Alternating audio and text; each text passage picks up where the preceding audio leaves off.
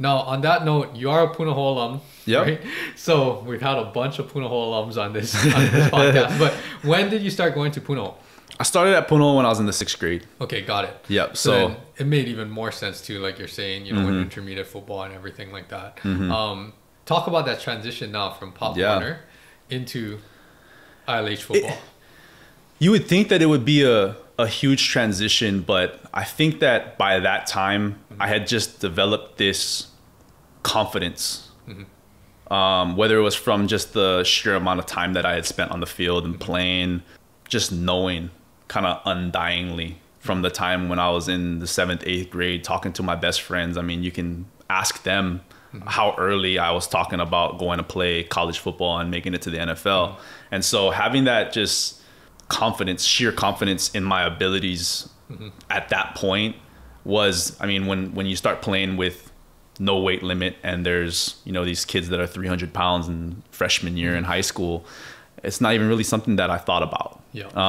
But the big transition for me was that now my dad and my uncle were removed from the process and they were able to be more hands off. And I think that that was also something that was big for my development, was finally to be on my own and you know, start to develop and not, you know, have to worry necessarily about my dad being there watching every single play, noticing every little mistake during practice. So I think that was another positive, and also something that I appreciate, you know, my dad's insight to be able to realize, okay, I've laid the foundation. He knows what's good, what's not good.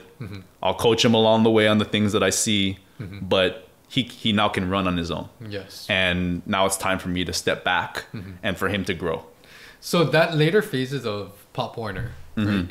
Because now you had goals to play college and, you know, pro eventually, were you kind of settled in on a position, or were you still playing all over, both ways? How did that? Yeah, it was interesting. You know, I always saw myself being an offensive player. I wanted to score touchdowns. I wanted to have the ball in my hands. That was, you know, something that was exhilarating, you know, for me. It was to have the ball in my hands. So I always thought I was going to play running back. And I get to Punahou and I start to dabble in training and lifting weights. And one of the people that was in the weight room all the time was Titai Ane. And, you know, I don't know if I've ever told him this, but he is a large reason why I played defensive back. Was because he asked me what I wanted to play, what it was that I was doing, and I told him I wanted to play running back. I wanted to play on offense. And he goes, "Your dad's one of the best DBs to ever come out of the state. Like, you're gonna be a DB." And so just slowly he would have me do defensive back drills little by little, and he would kind of chip away at me and kind of plant those seeds. Not that he was like forcing me or you know, trying to manipulate me or anything like that. It's just that he, for some reason, saw and thought that I was gonna be a great DB, and he wanted me to kind of see that too. And so a big reason I feel that I was like, I have to play defensive back was because of him and planting those seeds in my head. But why I say it was interesting is because I came in freshman year, JV, no one really knew who I was because I didn't play intermediate, right? And so I'm coming in fresh and I was dead set on playing defensive back. But the JV coach at the time told me, we're set on who we have as our DBs. They all played last year as freshmen. They're coming back as sophomores. We don't need you at defensive back. Almost like we're not even going to give you a chance. So you're better suited to play on offense, play receiver or running back. And when I was growing up, that's what I wanted to play, but I was heartbroken.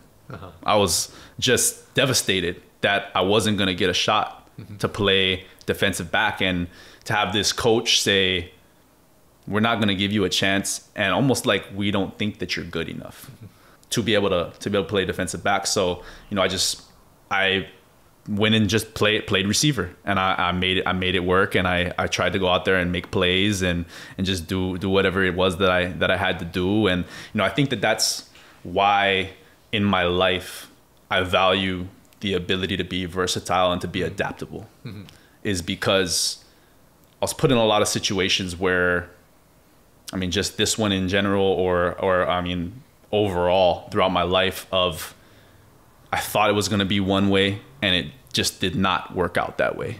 And now you got to pivot. And that's what life's all about, is about being able to pivot and adapt and be flexible.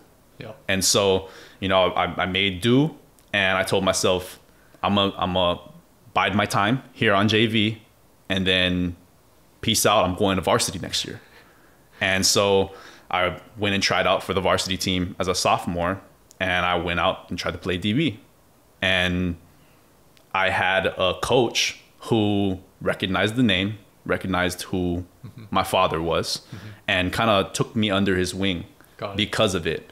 And, I think that it might have been a reason why I made varsity as a sophomore, but I got my opportunity to finally transition to that defensive back position, where I really, found my passion to be.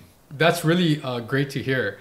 And you have to mention who that coach was that took you under your wing, or under his wing. Derek Takai. Yeah. So Derek was on the podcast too. You can hear his story. But it's great to hear, how kind of these obstacles actually make you stronger, right? Absolutely. Before we go into, you playing DB, so that year that you played receiver and you played running back, I'm assuming, in Pop Warner, right?